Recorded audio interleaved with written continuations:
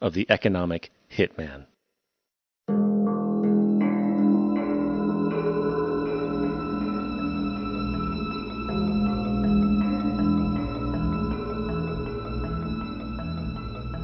We economic hitmen really have been the ones responsible for creating this first truly global empire. And we work many different ways.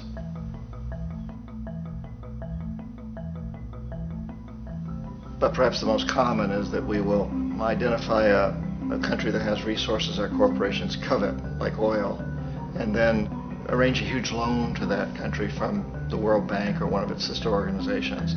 But the money never actually goes to the country. Instead, it goes to our big corporations to build infrastructure projects in that country, power plants, industrial parks, ports, things that benefit a few rich people in that country, in addition to our corporations, but really don't help the majority of the people at all. However, those people, the whole country is left holding a huge debt. It's such a big debt they can't repay it, and that's part of the plan, that they can't repay it. And so at some point, we economic hitmen go back to them and say, listen, you owe us a lot of money, can't pay your debts, so sell your oil real cheap to our oil companies. Allow us to build a military base in your country, or send troops in support of ours to someplace in the world like Iraq, or vote with us on the next UN vote. To have their electric utility company privatized and their water and sewage system privatized and sold to U.S. corporations or other multinational corporations. So there was that whole mushrooming thing, and it's so typical of the way the IMF and the World Bank work, that you put a country in debt, it's such a big debt it can't pay it, and then you offer to refinance that debt and pay even more interest. And you demand this quid pro quo, which you call a conditionality or good governance, which means basically that they've got to sell off their resources, including many of their social services, their utility companies, their school systems sometimes, their penal systems, their insurance systems, to foreign corporations. So it's a double, triple, quadruple whammy. The precedent for economic hitmen really began back in the early 50s when democratically elected Mossadegh, who was elected in Iran. He was considered to be the hope for democracy in the Middle East and around the world. He was Time Magazine's Man of the Year. But one of the things that he'd run on and began to implement was the idea that foreign oil companies needed to pay the Iranian people a lot more for the oil that they were taking out of Iran. The Iranian people should benefit from their own oil. Strange policy. We didn't like that, of course. But we were afraid to do what we normally were doing, which was to send in the military. Instead, we sent in one CIA agent, Kermit Roosevelt, Teddy Roosevelt's relative. And Kermit went in with a few $1 million and was very, very effective and efficient. And in a short amount of time, he managed to get Mossadegh overthrown and brought in the Shah of Iran to replace him, who always was favorable to oil. And it was extremely effective. Mobs overflow Tehran. Army officers shout that Mossadegh has surrendered and his regime as virtual dictator of Iran is ended. Pictures of the Shah are paraded through the streets as sentiment reverses. The Shah is welcomed home. So back here in the United States, in Washington, people looked around and said, wow, that was easy and cheap. So this established a whole new way of manipulating countries, of creating empire. The only problem with Roosevelt was that he was a card-carrying CIA agent, and had he been caught, the ramifications could have been pretty serious. So very quickly at that point, the decision was made to use private consultants to channel the money through the World Bank or the IMF or one of the other such agencies, to bring in people like me who worked for private companies, so that if we got caught, there would be no governmental ramifications.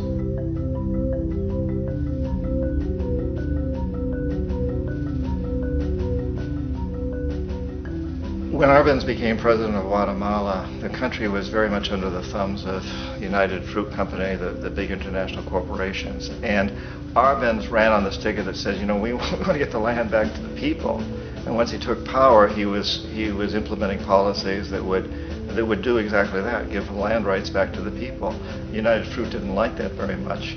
And so they hired a public relations firm, launched a huge campaign in the United States to convince the United States people, the citizens of the United States, and the press of the United States, and the Congress of the United States, that Arbenz was a Soviet puppet, and that if we allowed him to stay in power, the Soviets would have a foothold in this hemisphere, and that at that point in time was a huge fear on everybody's mind, the Red Terror, the communist terror.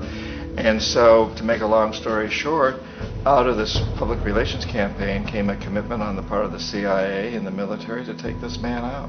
And in fact, we did. We sent in planes, we sent in soldiers, we sent in jackals, we sent everything in to take him out, and did take him out. And as soon as he was removed from office, the new guy that took over after him basically reinstated everything to the big international corporations, including United Fruit.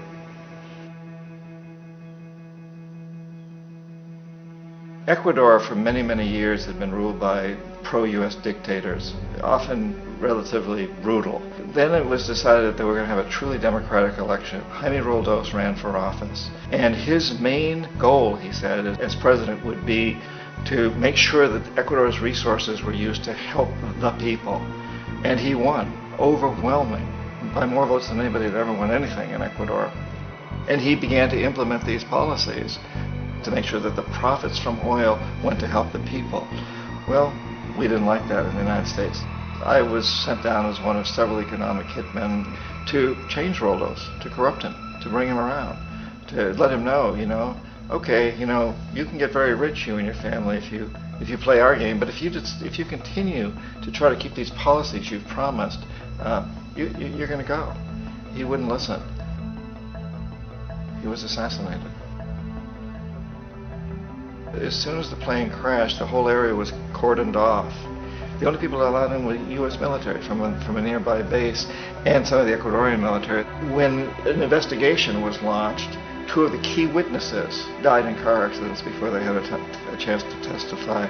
A lot of very, very strange things that went on around the assassination of Jaime Roldos.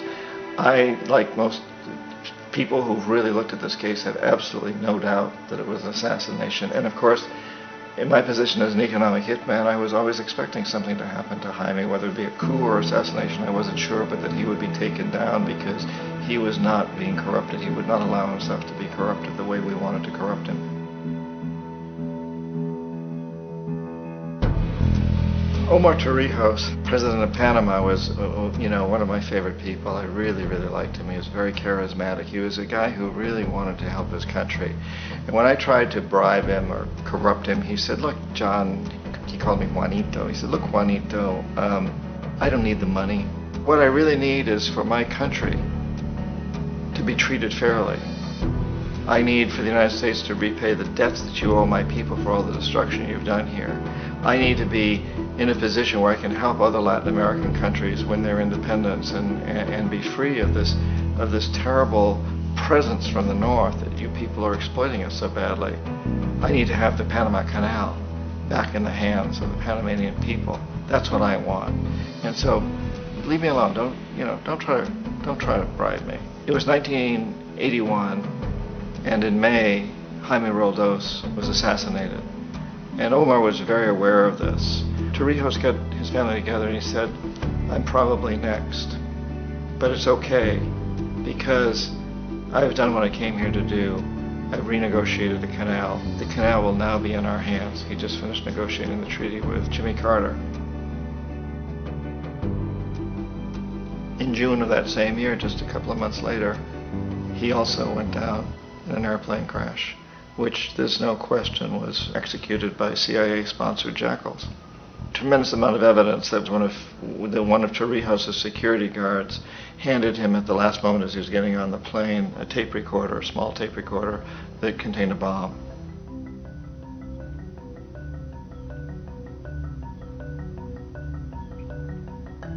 It is interesting to me how this system has continued pretty much the same way for years and years and years, except the economic hitmen have got better and better and better. Then we come up with, very recently, what happened in Venezuela. In 1998, Hugo Chavez gets elected president, following a long line of presidents who had been very corrupt and basically destroyed the economy of the country. And Chavez was elected amidst all that. Chavez stood up to the United States, and he's done it primarily demanding that Venezuelan oil be used to help the Venezuelan people. Well, we didn't like that in the United States. So in 2002, a coup was staged, which is amidst all that. Chavez stood up to the United States, and he's done it primarily demanding that Venezuelan oil be used to help the Venezuelan people. Well, we didn't like that in the United States. So in 2002, a coup was staged, which is no question in my mind, and most other people's minds, that the CIA was behind that coup.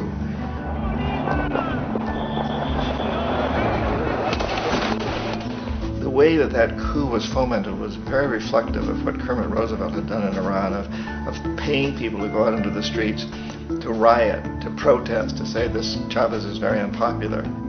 You know, if you can get a few thousand people to do that in television, and can make it look like it's the whole country, and things start to mushroom. Except in the case of Chavez, he was smart enough, and the people were so strongly behind him that they overcame it, which was a phenomenal moment in the history of Latin America.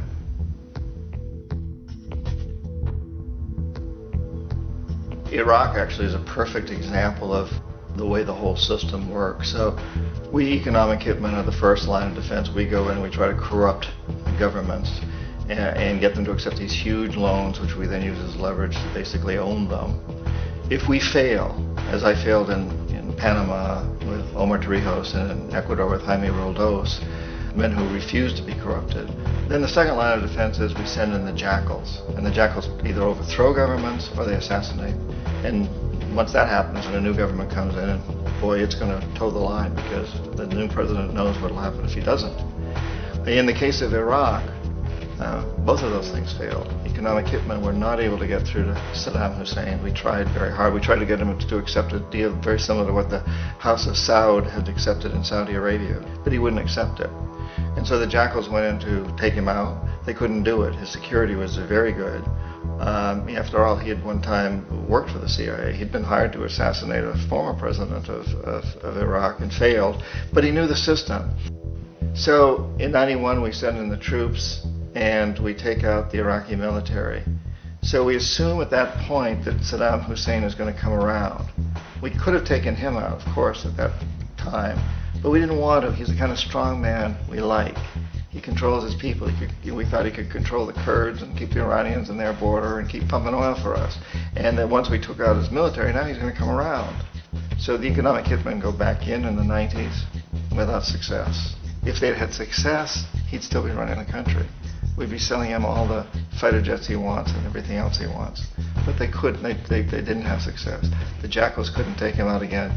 So we sent the military in once again, and this time we did the complete job and took him out, and in the process created for ourselves some very, very lucrative construction deals. We had to reconstruct a country that we'd essentially destroyed, which is a pretty good deal if you own construction companies, big ones. So, you know, Iraq shows the three stages. The economic hitmen failed there, the jackals failed there, and as a final measure, the military goes in. And in that way, we've really created an empire, but we've done it very, very subtly. It's clandestine. All the empires of the past were built on the military, and everybody knew they were building them. So the British knew they were building them, the French, the Germans, the Romans, the Greeks. And they were proud of it, and they always had some excuse, like spreading civilization, spreading some religion, something like that. But they knew they were doing it. We don't. The majority of the people in the United States have no idea that we're living off the benefits of a clandestine empire, that today there's more slavery in the world than ever before. And then you have to ask yourself, well, if it's an empire, then who's the emperor?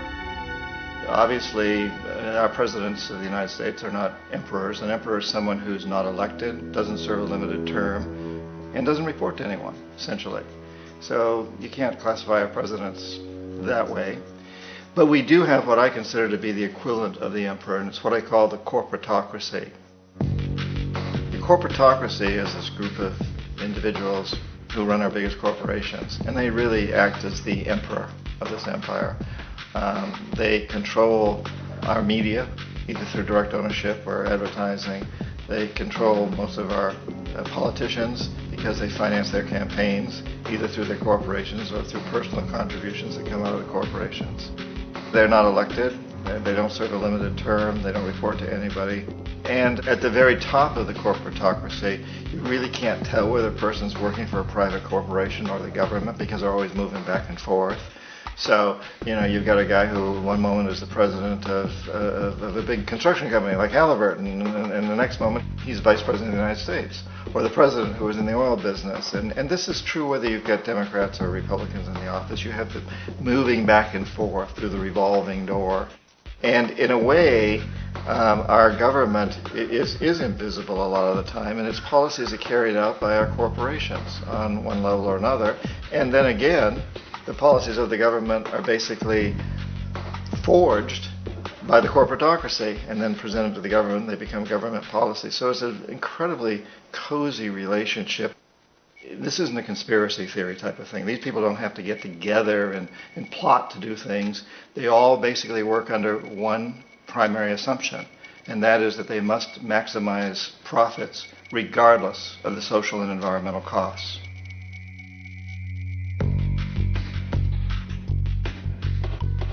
This process of manipulation by the corporatocracy through the use of debt, bribery, and political overthrow is called globalization. Just as the Federal Reserve keeps the American public in a position of indentured servitude through perpetual debt, inflation, and interest, the World Bank and IMF serve this role on a global scale. The basic scam is simple. Put a country in debt either by its own indiscretion or through corrupting the leader of that country, then impose conditionalities or structural adjustment policies, often consisting of the following. Currency devaluation. When the value of a currency drops, so does everything valued in it. This makes indigenous resources available to predator countries at a fraction of their worth. Large funding cuts for social programs. These usually include education and healthcare, compromising the well-being and integrity of the society, leaving the public vulnerable to exploitation. Privatization of state-owned enterprises. This means that socially important systems can be purchased and regulated by foreign corporations for profit. For example, in 1999, the World Bank insisted that the Bolivian government sell the public water system of its third largest city to a subsidy of the U.S. corporation Bechtel. As soon as this occurred, water bills for the already impoverished local residents skyrocketed. It wasn't until after a full-blown revolt by the people that the Bechtel contract was nullified. Then there is trade liberalization, or the opening up of the economy through removing any restrictions on foreign trade. This allows for a number of abusive economic manifestations, such as transnational corporations bringing in their own mass-produced products, undercutting the indigenous production and ruining local economies. An example is Jamaica, which, after accepting loans and conditionalities from the World Bank, lost its largest cash crop markets due to competition with Western imports. Today, countless farmers are out of work, for they are unable to compete with the large corporations. Another variation is the creation of numerous, seemingly unnoticed, unregulated, inhumane sweatshop factories, which take advantage of the imposed economic hardship.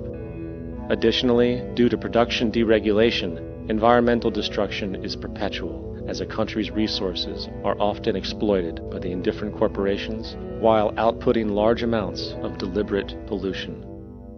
The largest environmental lawsuit in the history of the world today is being brought on behalf of 30,000 Ecuadorian Amazonian people against Texaco, which is now owned by Chevron. So today it's against Chevron, but for activities conducted by Texaco. Estimated to be more than 18 times what the Exxon Valdez dumped into the coast of Alaska. In the case of Ecuador, it wasn't an accident. The oil companies did it intentionally. They knew they were doing it to save money out there rather than arranging for proper disposal. Furthermore, a cursory glance at the performance record of the World Bank reveals that the institution, which publicly claims to help poor countries develop and alleviate poverty, has done nothing but increase poverty and the wealth gap, while corporate profits soar. In 1960, the income gap between the fifth of the world's people in the richest countries versus the fifth in the poorest countries was 30 to 1. By 1998, it was 74 to 1. Claims to help poor countries develop and alleviate poverty has done nothing but increase poverty and the wealth gap, while corporate profits soar. In 1960, the income gap between the fifth of the world's people in the richest countries versus the fifth in the poorest countries was 30 to 1. By 1998, it was 74 to 1. While global GNP rose 40% between 1970 and 1985, those in poverty actually increased by 17%. While from 1985 to 2000, those living on less than $1 a day increased by 18%. Even the Joint Economic Committee of the U.S. Congress admitted that there is a mere 40% success rate of all World Bank projects. In the late 1960s, the World Bank intervened in Ecuador with large loans. During the next 30 years, poverty grew from 50% to 70%. Under or unemployment grew from 15 to 70%. Public debt increased from $240 million to $16 billion, while the share of resources allocated to the poor went from 20% to 6%. In fact, by the year 2000, 50% of Ecuador's national budget had to be allocated for paying its debts. It is important to understand the World Bank is, in fact, a U.S. bank, supporting U.S. interests. For the United States holds veto power over decisions, as it is the largest provider of capital. And where did it get this money? You guessed it, it made it out of thin air through the fractional reserve banking system. Of the world's top 100 economies, as based on annual GDP, 51 are corporations, and 47 of that 51 are U.S.-based. Walmart, General Motors, and Exxon are more economically powerful than Saudi Arabia, Poland, Norway, South Africa, Finland, Indonesia, and many others. And as protective trade barriers are broken down, currencies tossed together and manipulated in floating markets, and state economies overturned in favor of open competition and global capitalism, the empire expands. You get up on your little 21-inch screen and howl about America and democracy. There is no America. There is no democracy. There is only IBM and ITT and AT&T and DuPont, Dow, Union Carbide, and Exxon. Those are the nations of the world today. What do you think the Russians talk about in their councils of state? Karl Marx? They get out their linear programming charts, statistical decision theories, Minimax solutions, and compute the price-cost probabilities of their transactions and investments, just like we do. We no longer live in a world of nations and ideologies, Mr. Beale. The world is a college of corporations, inexorably determined by the immutable bylaws of business. The world is a business, Mr. Beale.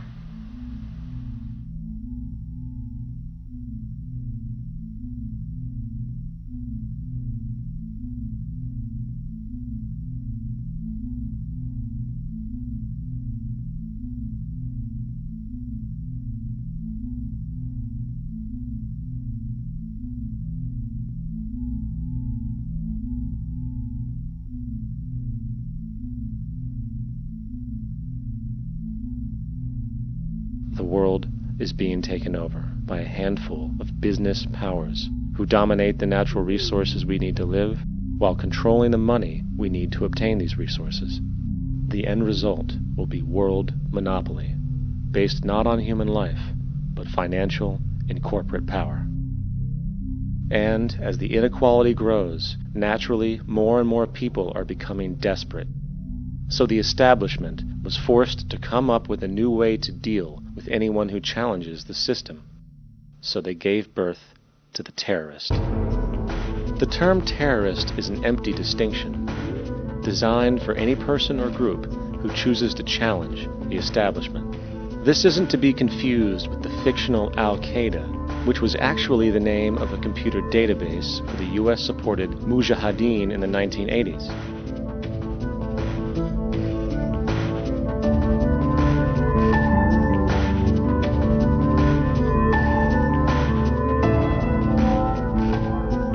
In 2007, the Department of Defense received $161.8 billion for the so-called global war on terrorism. According to the National Counterterrorism Center, in 2004, roughly 2,000 people were killed internationally due to supposed terrorist acts. Of that number, 70 were American. Using this number as a general average, which is extremely generous, it is interesting to note that twice as many people die from peanut allergies a year than from terrorist acts. Concurrently, the leading cause of death in America is coronary heart disease, killing roughly 450,000 each year. And in 2007, the government's allocation of funds for research on this issue was about $3 billion. This means that the U.S. government in 2007 spent 54 times the amount for preventing terrorism than it spent for preventing a disease which kills 6,600 times more people annually than terrorism does. Yet, as the name terrorism and Al-Qaeda are arbitrarily stamped on every news report relating to any action taken against U.S. interests, the myth grows wider. In mid-2008, the U.S. Attorney General actually proposed that the U.S. Congress officially declare war against the fantasy. Not to mention, as of July 2008, there are now over 1 million people currently on the U.S. terrorist watch list. These so-called counterterrorism measures, of course, have nothing to do with social protection, and everything to do with preserving the establishment amongst the growing anti-American sentiment both domestically and internationally, which is legitimately founded on the greed-based corporate empire expansion that is exploiting the world. The true terrorists of our world do not meet at the docks at midnight or scream Allah Akbar before some violent action. The true terrorists of our world wear $5,000 suits and work in the highest positions of finance, government, and business. So, what do? How do we stop a system of greed and corruption that has so much power and momentum? How do we stop this aberrant group behavior which feels no compassion for, say, the millions slaughtered in Iraq and Afghanistan, so the corporatocracy can control energy resources and opium production for Wall Street profit?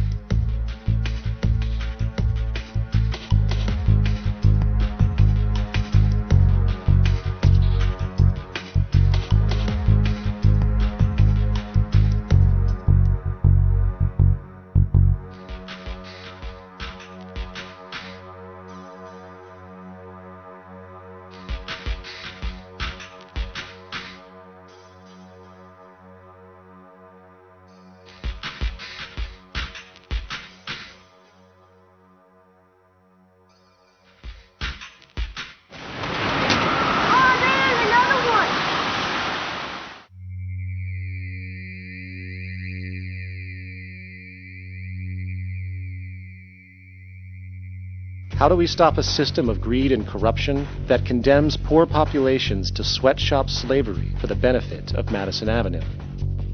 Or that engineers false flag terror attacks for the sake of manipulation? Or that generates built-in modes of social operation which are inherently exploitative? Or that systematically reduces civil liberties and violates human rights in order to protect itself from its own shortcomings? How do we deal with the numerous covert institutions, such as the Council on Foreign Relations, the Trilateral Commission, and the Bilderberg Group, and other undemocratically elected groups which, behind closed doors, collude to control the political, financial, social, and environmental elements of our lives? In order to find the answer, we must first find the true underlying cause. For the fact is, the selfish, corrupt, power, and profit-based groups are not the true source of the problem. They are symptoms.